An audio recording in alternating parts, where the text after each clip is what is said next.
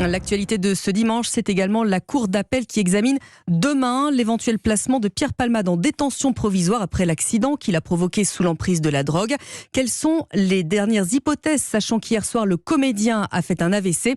La réponse de maître Laurent Franck-Liénard, avocat à la Cour d'appel de Paris. Lundi, c'est une audience de délibéré, c'est-à-dire que la Chambre de l'instruction doit prendre une position. Ce que peut faire la Chambre, c'est proroger le délibéré, c'est-à-dire se donner le temps d'examiner la nouvelle situation, la situation de santé de la personne, pour voir si la décision qui va être prise est conforme à cette situation de santé.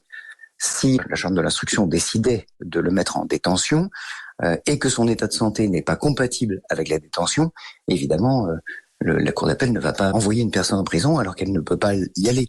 Je pense que la bonne solution serait de proroger le délibéré et de se faire connaître l'état de santé exact de la personne mise en examen, de manière à savoir si elle peut ou pas entrer en détention. Mais encore faut-il que la Chambre ait décidé de le mettre en détention, parce que si la Chambre envisageait de rejeter la demande de placement en détention, et dans ces cas-là, le délibéré pourrait intervenir normalement. Maître Laurent Franck-Liénard au micro Europe 1 d'Alexandra Gégy.